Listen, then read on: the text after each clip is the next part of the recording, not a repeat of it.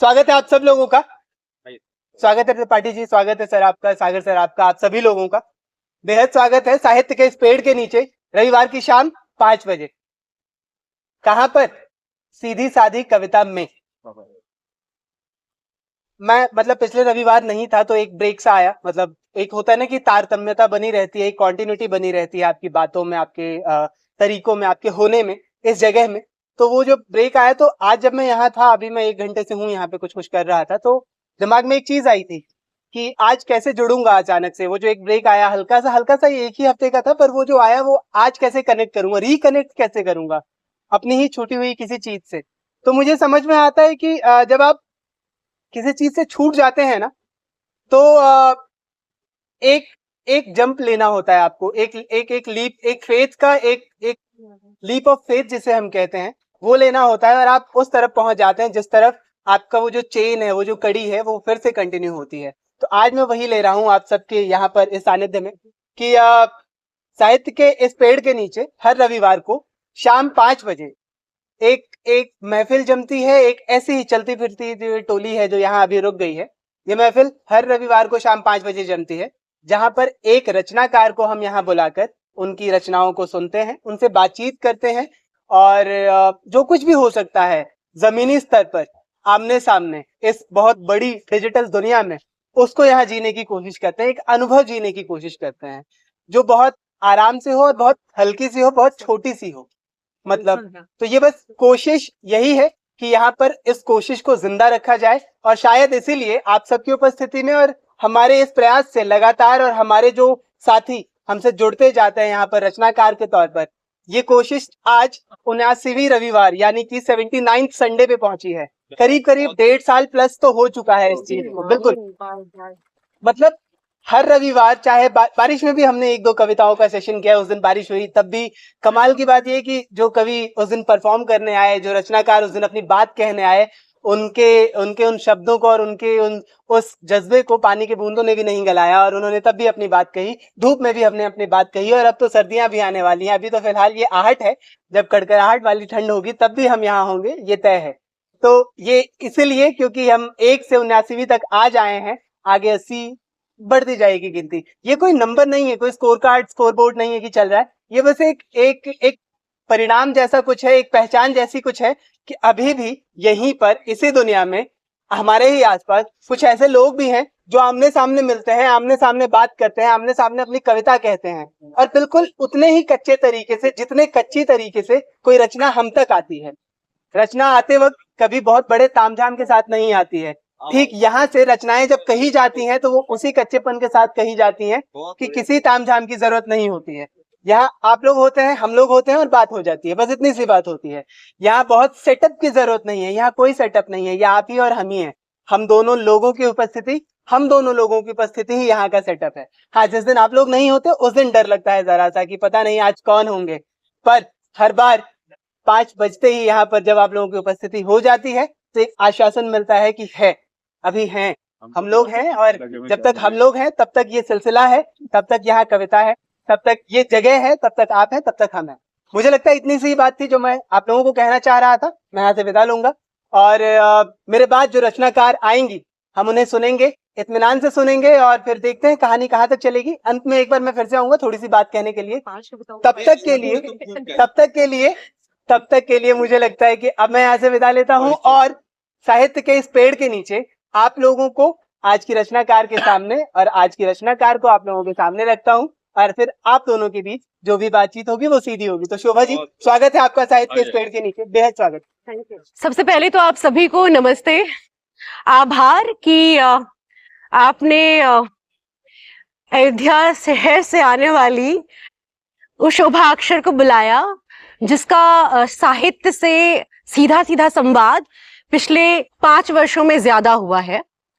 पहले पाखी, फिर वाणी प्रकाशन, और अब हंस। तो इन संस्थाओं जो प्रतिष्ठित है, वैचारिक है, गंभीर है, इन संस्थाओं से होते हुए मुझे लगता है कि जिन यात्राओं में मैं हूं उसमें आज का दिन बहुत महत्वपूर्ण इसलिए है क्योंकि ये जगह उन तमाम मंचों, उन तमाम बड़े बड़े ऑडिटोरियम जो होते हैं उससे ज्यादा महत्वपूर्ण इसलिए है क्योंकि मैं जिस चीज के नीचे खड़ी हूं वो एक पेड़ है, और उस पर भी ये एक साहित्य का पेड़ है, और उस पर भी साहित्य को समर्पित, विशेषकर हिंदी साहित्य को समर्पित, और इससे भी ज्यादा एक विशेष जज्बे को अपने व्यक्तित्व में लिए हुए संजना दी हमारे साथ है। इनके सानिध्य में मैं यहाँ खड़ी हूँ, इसलिए भी आज का दिन मेरे लिए महत्वपूर्ण है, क्योंकि ये जो कर रही है वो एक समर्पण है, और समर्पण के प्रति मैं नतमस्तक हूँ। तो बहुत बहुत शुक्रिया संजना दी, संजना बुक्स, और साथ में बहुत ही खास साथी है। मैं इनको साथी इसलिए बोलती हूँ कि इरशाद साहब मेरी शुरुआती यात्राओं से परिचित हैं, और जब मुझे कभी लगता है कि दोस्त जैसा सरीका कोई चीज आजू बाजू में दिल्ली और नोएडा जैसे शहर में पाती हूँ, जिसके व्यक्तित्व के साथ मैं बहुत सहज हूँ। हम स्त्रियां बहुत कम पुरुषों के साथ सहज हो पाती हैं। इसमें खामी पुरुषों की नहीं है, इसमें खामी एक कंडीशनिंग की है। तो ऐसे पुरुष जो हम स्त्रियों को सहज महसूस कराते हैं, अगर वो हमारे इर्द गिर्द होते हैं, उनके साथ जो वातावरण बनता है, तो उनमें इरशाद जी एक है जो मुझे सहज महसूस कराते हैं अपने साथ। बहुत बहुत शुक्रिया इरशाद जी। साहित्य का पेड़, तो सबसे पहले इस साहित्य के पेड़ के लिए बस 4 पंक्तियां प्रतिष्ठित प्रख्यात कवि नरेश सक्सेना जी की। शुक्रिया रोशन, आपने बहुत अच्छा उद्बोधन दिया, शुरुआती उद्बोधन। नरेश जी की पंक्ति है, एक तो पहले कविता का नाम है एक वृक्ष भी बचा रहे, और उसकी अंतिम 4 पंक्तियां इस तरह, आप देखिए कवि की संवेदनशीलता। वो कहते हैं, लिखता हूं अंतिम इच्छा में मैं कि बिजली घर के देह घर में हो मेरा संस्कार, ताकि मेरे बाद एक बेटा और एक बेटी के साथ एक वृक्ष भी बचा रहे इस संसार में। क्या बात, बहुत कवि जो है ना, वो संवेदनशीलता का, सेंसिटिवनेस का पर्यायवाची है। जहां पर संवेदनशीलता नहीं है या विरोध नहीं है, विद्रोह नहीं है, संवेदनशीलता को बचाए रखने के लिए मुक्तिबोध जिस चीज के लिए अपना पूरी कविता संसार समर्पित करते हैं, और आज हम उनकी पंक्ति को बार बार दोहराते हैं कि जो है उससे बेहतर चाहिए, वही काम कवि का होता है कि जो है उससे बेहतर चाहिए, और अंतिम लड़ाई हमारी वही रहती है। तो अब मैं इस भूमिका के साथ अपनी कुछ पंक्तियां आप सबके सामने प्रस्तुत करती हूं। मैं अपनी कविताओं को इस तरह से देखती हूं कि मैंने अपने जीवन में जो प्रेम पाया, एक तो माँ का प्रेम है, दूसरा मेरे जीवन में जो लोग आए, चाहे वो मेरे जीवन में मेरे पुरुष साथी आए जिनको मैं प्रेमी कह सकती हूँ अपना, चाहे मेरे जीवन में मेरी मित्र आए या मेरे साथी आए, चाहे मेरे हम साथी आए जिन्होंने मेरे साथ काम किया या जिन्होंने मेरे जीवन में योगदान दिया, उनसे जो मुझे प्रेम मिला तो उसकी अधिकता मैं कहूंगी मेरी कविताओं में ज्यादा है। दूसरा, क्योंकि मैं एक परंपरा में रही जहां पर मुझे कॉर्पोरेट सेक्टर में लगातार काम करते रहना पड़ा, अपनी पत्रकारिता का अनुभव भी मेरे पास है उसमें भी, और बाद में फिर साहित्यिक संस्थानों में। तो उसमें जो दुश्वारियां या मैं कहूं कि द्वंद्व जो रहे या झंझावत जो रहे, वो मेरी कविताओं में प्रमुख हैं। तो शुरुआत में आग्रह से करना चाहती हूं। एक आग्रह है मेरा, अपनी तमाम कविताओं के नेतृत्व में मैं इस आग्रह को प्रस्तुत करना चाहती हूं। कविता का शीर्षक है आग्रह। प्रेम हड़तालों का पोस्टर है, प्रेम हड़तालों का पोस्टर है, आजादी के पक्ष में एक आंदोलन है। प्रेम करो क्योंकि दुनिया के सभी तानाशाह प्रेम से डरते हैं।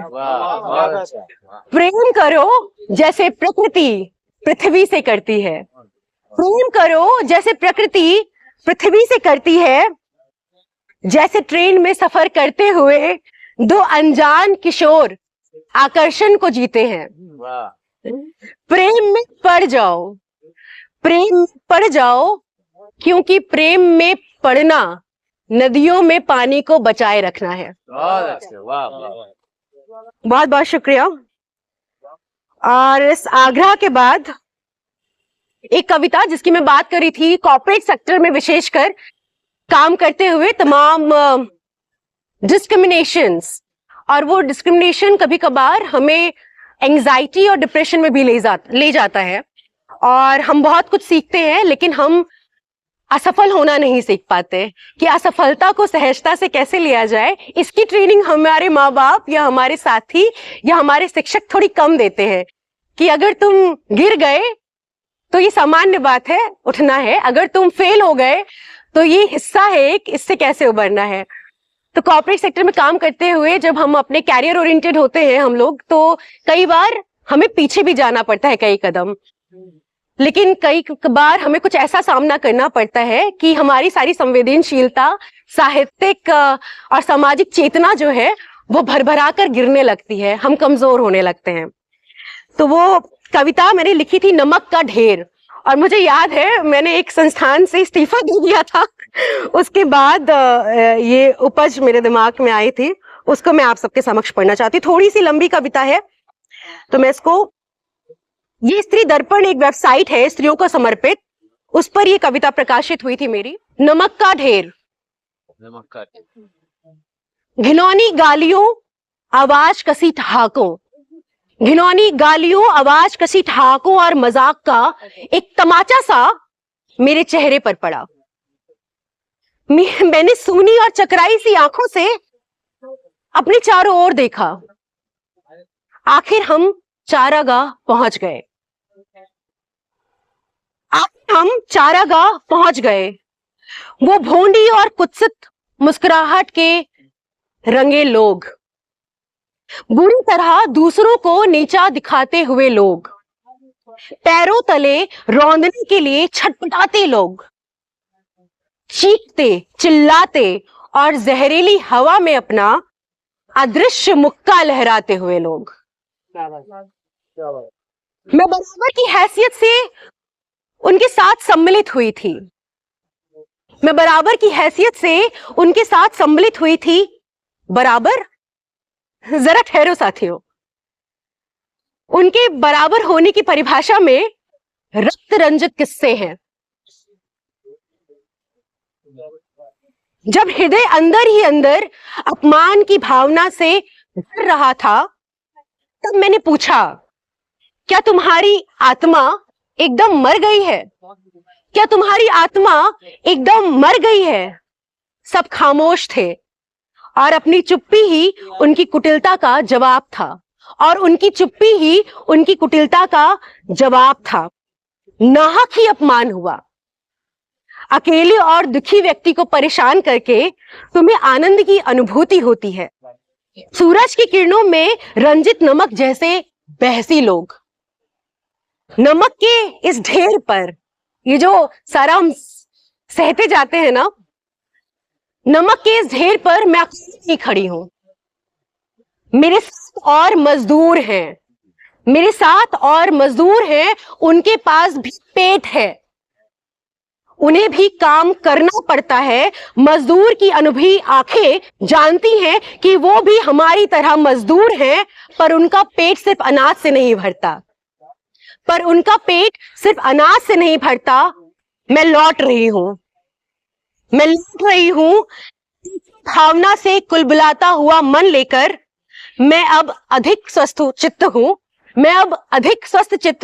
इतनी स्वस्थ चित्त हूं कि उनसे अनगिनत बार संवाद कर सकती हूं। यहाँ पर अनगिनत बार संवाद यानी कि अब मैं ज्यादा कलात्मक हूं, अब मैं ज्यादा रचनात्मक हूं, और यही मेरी जीत है, यही मेरी पूंजी है। बहुत कुछ खोते हैं, लेकिन मैं अभी अपनी यात्रा को पीछे मुड़ के देखती हूँ तो मुझे ऐसा लगता है कि जो मेरे व्यक्तित्व का छूटा हुआ या हिस्सा है, उससे ज्यादा मैंने जो पाया वो हिस्सा है। और अब मैं कविता पढ़ती हूँ, वो कविता है नाक। हम अक्सर सुनते हैं ना, नाक कट गई, इसने तो हमारी नाक काट दी। और सिर्फ स्त्रियां ही नहीं सुनती, लड़के भी सुनते हैं। लड़के इस कॉन्टेक्स्ट में सुनते हैं कि अरे फलाने का बेटा तो सरकारी नौकरी में हो गया, तुम नहीं हुए, तुमने रिश्तेदारी में हमारी नाक कटा दी, समाज में तुमने हमारी नाक कटा दी। या कोई पुरुष जो अपनी सेक्सुअलिटी को लेकर वोकल है, यानी कि कोई पुरुष जिसने रिकॉग्नाइज कर लिया है कि वो भीतर से पुरुष स्त्री है या उसके अंदर स्त्रीण गुण है और वो उसके प्रति वोकल है, तो उसके लिए भी कहा जाता है कि अरे इसने तो हमारी नाक कटा दी। या पुरुष जिसके लिए कहा जाए कि अरे तुममें तो मर्दानगी के गुण नहीं है। तथाकथित समाज जिसके लिए मर्दानगी का गुण है एप्स और अब्यूजिंग होना या फिर अल्फा मेल दिखना। तो अगर वो अल्फा मेल नहीं दिख रहा है और उसके गले में प्रॉपर टाई नहीं है, उसने सिर्फ कुर्ता पहना है, या उसने नाखून पर वरुण ग्रोवर जैसी नेल पॉलिश लगा ली है, या उसने कान में बाली पहन ली है, या हाथ में ब्रेसलेट पहन लिया है, तो उसको भी कहा जाता है अरे इसने तो हमारी नाक कटा दी। और स्त्रियों के कॉन्टेक्स्ट में नाक काटना तो आप सब जानते हैं, यानी कि अगर कोई स्त्री अपनी मर्जी से अपना जीवन साथी चुन ले या अपनी सेक्सुअलिटी के प्रति वोकल हो जाए। हमारी हिंदी साहित्य में तमाम ऐसी स्त्रियां हुई जिन्होंने लिखा संभोग के बारे में, जिन्होंने लिखा अपने सेक्सुअल ओरिएंटेशन के बारे में, जिन्होंने बताया कि मुझे क्या पसंद है या मुझे क्या नहीं पसंद है, और जिन्होंने अपने चुनाव के लिए स्टैंड लिया, उनके लिए भी कहा जाता है कि इसने तो नाक कटा दी। फिर भी मेरी नाक कविता जो है वो चाइल्ड अब्यूज को मैंने पर समर्पित लिखी है। चाइल्ड अब्यूज सिर्फ स्त्रियों की, लड़कियों की, छोटी छोटी लड़कियों के साथ नहीं होता, वो छोटे छोटे लड़कों के साथ भी होता है। मुझे आज भी याद है जब मैंने नाक कविता लिखी, उसको पढ़ने के बाद 70-75 साल के पुरुष, 35 साल के, 20 साल के लड़के, उन्होंने भी मुझे मैसेज भेजा कि ये जिस कसेले स्वाद की बात आप लिख रही हैं अपनी कविता में, इस कसेले स्वाद को हमने भी महसूस किया है और वो कड़वाहट हमारे जहन में कीड़े की तरह ताउम्र रेंगता हुआ महसूस होता है। तो ये कविता नाक, इसमें जो प्रोटैगनिस्ट है यानी जो मुख्य किरदार है इस कविता में वो एक स्त्री है, लेकिन फिर भी मैं बार बार कह रही हूं मेरी नाक कविता चाइल्ड अब्यूज पर समर्पित है, जो जेंडर से परे है। मतलब ये LGBTQIA+ कम्युनिटी के बच्चों के लिए भी है जिनको चाइल्ड अब्यूज का शिकार होना पड़ता है, मॉलेस्टेशन का शिकार होना पड़ता है, लड़कों को भी रेप का शिकार होना पड़ता है, उन छोटी बच्चियों को भी समर्पित है जो जाने अनजाने जिनके साथ अब्यूज होता है। और आंकड़े तो बहुत कुछ कहते हैं कि कितने अपने लोग होते हैं और कितने बाहर के लोग होते हैं जो उनके साथ, उन पे मैं नहीं जाऊंगी। फिलहाल ये नाक कविता जो अभी तक कम से कम 12-13 भाषाओं में अनुदित हो चुकी है और मुझे ये बहुत तसल्ली देती है कि बांग्ला में, कोलकाता में इसको बंगाली में पढ़ा जाता है, असम में इसको असमिया में पढ़ा जाता है, अंग्रेजी पढ़ने वाले इसको अंग्रेजी में पढ़ते हैं। पर फिलहाल क्योंकि मैं हिंदी भाषी हूँ, हिंदी साहित्य से आती हूँ, तो ये कविता मौलिक रूप में अपनी हिंदी भाषा में, थोड़ी सी लंबी है। जब वह 12 साल की थी, जून की एक दोपहर, ममेरे भाई ने घर पर बाथरूम के पास दबाए थे उसके हल्के उभरे स्तन, और जब हाथ को चमड़े के बेल्ट के नीचे पैंट की जेन के भीतर डाल दिया था। बेल्ट के बक्कल पर कर्सिव राइटिंग में M लिखा हुआ था। अभी थोड़ी देर पहले तक उसको कर्सिव राइटिंग में लिखा M बहुत पसंद था। लंबी लंबी सांसें लेते हुए वो पकड़ था बार बार उसे अपना गुप्तांग, जिसे उसने फुर्ती से बाहर निकाल कर रख दिया था, वैसे ही जैसे पारदर्शी कांच के भीतर शर्राफे की दुकान में सजाए जाते हैं सोने और चांदी के जेवर। में उसने क्लास 5th का फाइनल पेपर दिया था और थोड़ी देर पहले तक उसे कर्सिव राइटिंग में कैपिटल M लिखना बेहद पसंद था। उसके की तरह जब उस दिन भी आसमान में ढेर सारे हवाई जहाज जो रफ कॉपी के पन्नों से बने हुए थे उड़ रहे थे, यानी कि वो उस दिन भी ढेर सारे ख्वाब देख रही थी। उस वक्त उस मेरे भाई की आंखों में हवस करंट की तरह सरपट दौड़ रही थी। उस रोज किसी की तरह चिपका कर भागी थी वह। पूरी ताकत बटोर कर छुड़ा लिया था उसने अपना हाथ, लेकिन उसकी उंगलियों में एक किस्म की गंध अभी बची हुई थी। गंध घिनौने लिजलिजेपन का गंध।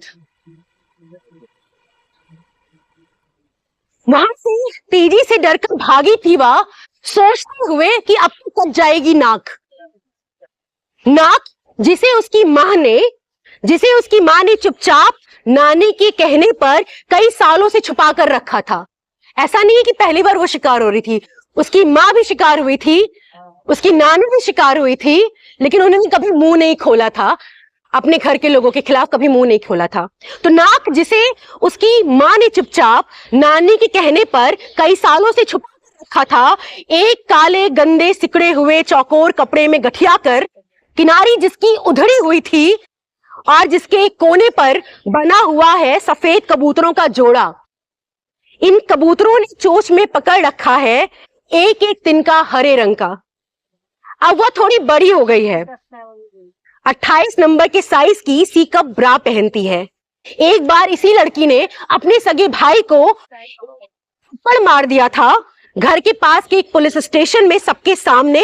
उसी दिन से उसका कोई सगा भाई नहीं है, और ये वही लड़की है जिसकी वजह से अक्सर कट जाती है नाक। नाक बहुत बड़ी है, कटते भी नहीं हो रही है।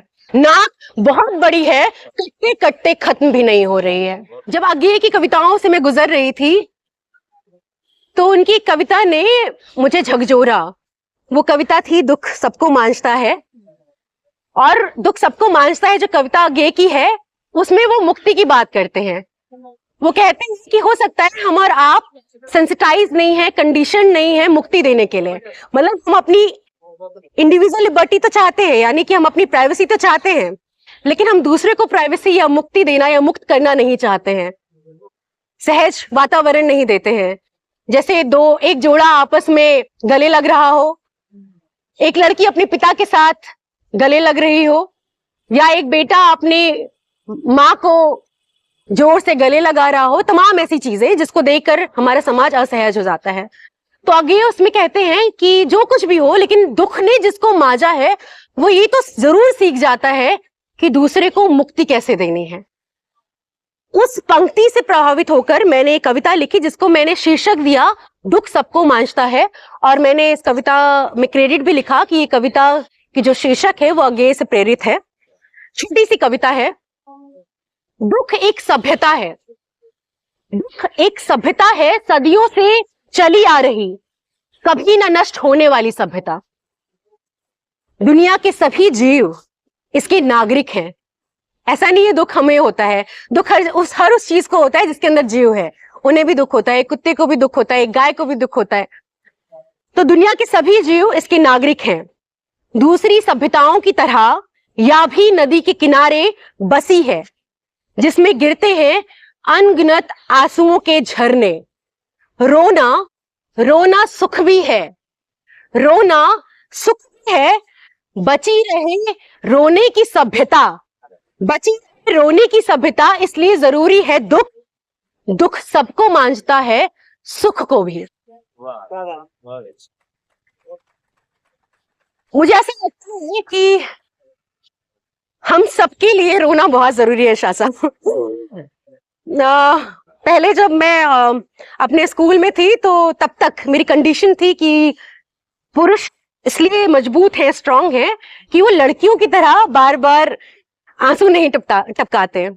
ऐसे में मेरे जीवन में मैंने एक छोटा सा राइटअप लिखा जिसमें मैंने अपने पूर्व प्रेमियों के लिए एक पत्र लिखा है, जिसमें मैंने उनको आभार व्यक्त किया कि मैंने उनसे क्या क्या सीखा है। उसी पत्र में मैंने एक संस्मरण लिखा है जिसमें मेरा एक जानने वाला था, वो मुझे भींच कर इतना रोता था जैसे कोई छोटा बच्चा अपनी माँ को पकड़कर कमर से लगाकर रोता है। उसने मुझे सिखाया रोना आपको कमजोर नहीं बनाता, रोना आपको मजबूत बनाता है। यानी कि आप संवेदनशील हैं, यानी कि आप सहज हैं, या आपको अगर रोना आता है और आप उस रोने को सार्वजनिक कर पा रहे हैं, यानी कि आप ये so called alpha male, so called मर्द वाली जो सिम्टम्स हैं उससे आप निकल चुके हैं। तो इसलिए बची रहे रोने की सभ्यता, इसलिए जरूरी है दुख। अच्छा, एक किताब है ज्ञान रंजन के बहाने। ये किताब बहुत दुर्लभ है, अब मैं दोबारा जब खरीदने जा रही हूँ तो किताब मुझे नहीं मिल रही है। ये किताब लिखा था नीलाभ ने। अच्छा। और नीलाभ जी की पत्नी ने उसके कॉपीराइट ले लिए हैं, तो ये किताब अब दोबारा छप नहीं पा रही है और जितनी प्रतियां थी वो खत्म हो गई है। इसे मांग लीजिए। नहीं, उनसे मांगने की मेरी जरूरत नहीं हो रही। तो किसी तरह वो किताब मेरे हाथ लगी ज्ञान रंजन के बहाने। ज्ञान रंजन जो बहुत बड़े कहानीकार हैं, अभी फिलहाल जबलपुर में हैं और इलाहाबाद में रहे ये लोग। और ज्ञान रंजन उस दौर में इलाहाबाद में थे जब राम मनोहर लोहिया, जिनेश्वर मिश्र की भी चौकड़ी लगती थी। ज्ञान रंजन जी उस दौर में इलाहाबाद में थे जब ममता कालिया और रविंद्र कालिया जी भी इलाहाबाद में थे। और प्रभात रंजन, ये वाले प्रभात रंजन नहीं, एक पुराने साहित्यकार प्रभात रंजन इलाहाबाद में थे, जो बहुत कम उम्र में तमाम विषयों के साहित्यकार पढ़ के सब पे रौब छाड़ते थे। लोहिया पर भी रौब झाड़ते थे, जिनेश्वर मिश्र पर भी रौब झाड़ते थे। और उस किताब को पढ़ते हुए पूरी किताब में कवित्व है। बेसिकली वो एक संस्मरण है ज्ञान रंजन को याद करते हुए, लेकिन वो पूरी भाषा कविताई भाषा में लिखी हुई है। नीलाभ की भाषा, अगर मुझसे आज कोई सवाल पूछे कि किस साहित्यकार की भाषा, गद्य की भाषा आपकी सबसे प्रिय भाषा है, तो मेरा जवाब है नीलाभ की भाषा। नीलाभ की किताब को पढ़ने के बाद ये मैंने कविता लिखी, बहुत छोटी सी कविता है, और उस किताब का जो जिस्ट आया उससे ये कविता प्रेरित है। दो लोगों की एक साथ बिताए हुए समय की स्मृति भी एक जैसी नहीं होती। दो लोगों की एक साथ बिताए हुए समय की स्मृति भी एक जैसी नहीं होती। स्मृतियों का संसार बड़ा विचित्र है। स्मृतियों का संसार बड़ा विचित्र है। पहाड़ की किस दरार से झरना फूट पड़े, खड़ा हुआ दरख्त सूखकर कब गिर जाए, यह बताना मुश्किल है। वैसे ही धुंधलके को चीरकर कौन सी स्मृति कब उभर आए, या कोई नहीं बता सकता। बार बार स्मृतियों के भीतर जाना स्वाभाविक है। बार बार स्मृतियों के भीतर जाना स्वाभाविक है। स्मृतियों में कैद होना खतरनाक। स्मृतियों में कैद होना खतरनाक। इसीलिए विकसित हो स्मृतियों पर निर्भर ना रहने की सभ्यता। इसीलिए विकसित हो स्मृतियों पर ना रहने की एक कला, एक जरूरी कला। एक कविता जो मुझे बहुत अपना लगता है कि कुछ कोमल सा मैंने कुछ लिख दिया, बहुत सेंसिटिव सा, छोटी सी कविता है जिसका शीर्षक है इंतजार करना प्रेम करना है। क्या बात। इंतजार सिखाता है, इंतजार सिखाता है ठहर कर पेड़ से गिरे पीले पत्तों को देखने का सही सलीका। क्या बात, बहुत सुंदर। इंतजार सिखाता है ठहर कर पेड़ से गिरे पीले पत्तों को देखने का सही सलीका। तभी मन बुनता है बसंत के धागों से एक ग्रह प्रेम का। यह ग्रह गोल नहीं है, यह ग्रह गोल नहीं है, यहाँ अनगिनत कोने हैं देखकर इंतजार करने के लिए। हर कोने पर यहाँ रखी हुई है सतरंगी बेंचें। असीमित है ना, कितने भी रंग सोचिए। इंतजार करना प्रेम करना है। जो पेड़ से फूल तोड़ने से झिझकते हैं, जो प्रेम से फूल तोड़ने से झिझकते हैं, वे प्रेम करना जानते हैं। वे इंतजार करते हैं फूल के झरने का। क्या थैंक यू, थैंक यू। जो चीज यहाँ बहुत सहज है, बहुत स्वाभाविक है, उसके लिए भी यहाँ कहने की जरूरत नहीं पड़ती। जैसे कि तालियां आपने किस खूबी से सुना इनकी कविताओं को, इनकी बातों को, और आप किस तरीके से जुड़ पाए, ये आपकी तालियों ने बताया, आपके होने ने बताया। बेहद शुक्रिया यहाँ पर होने के लिए, बहुत शुक्रिया सर। और आज की शाम फिलहाल के लिए तो यहाँ ब्रेक लगेगा।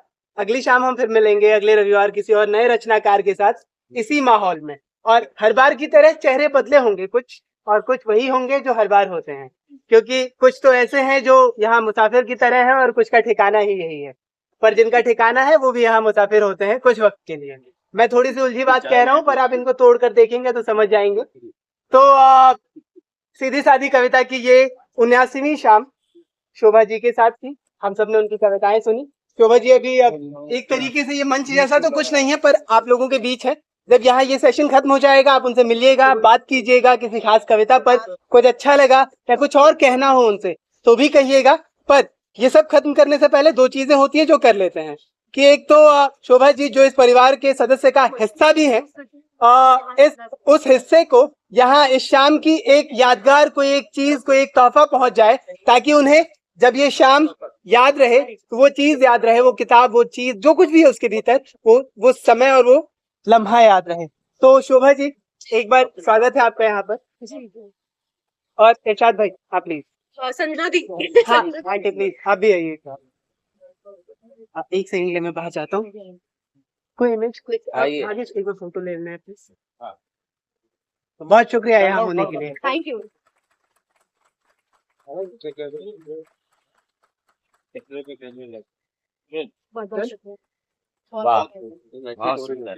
Thank you. अपनी जगह पे जी। तो ये शाम यहाँ हर रविवार को जमती है। आज आपने शोभा जी को सुना, कल अगले रविवार को किसी और को सुनेंगे, आपको भी सुन सकते हैं। ये मैं इसलिए रहा हूँ ताकि अगर आप लोगों का भी कभी मन हो इसी माहौल में इसी तरीके से अपनी कविता कहने का, अपनी बात कहने का, तो आप आइएगा, स्वागत है आपका। बस तरीका एक ये है कि हफ्ते भर पहले एक बार आंटी को बता दीजिएगा कि आप आना चाह रहे हैं, ताकि आने वाला अगर कोई समय या कोई स्लॉट खाली हो तो आप आ सके उसमें। और अब ये तोहफा होता है जो आप लोगों के लिए होता है, हम सब की तरफ से होता है। ये क्या है कि एक बुकमार्क डिजाइन किया हुआ है शोभा जी के ही किसी कविता का अंश उठाकर, इसे अपनी किताबों में रखिए ताकि किताब पढ़ते रहें, और ये आपके उस किताब के पन्ने को थामे रखेगी, खोने नहीं देगी। तो ये तोहफा लीजिए। अगले रविवार मिलेंगे किसी और नए रचनाकार के साथ। तब तक के लिए साहित्य के इस पेड़ के नीचे से, संजना बुक्स के इस जगह से, हम सब की तरफ से हम सबको शुक्रिया, अलविदा।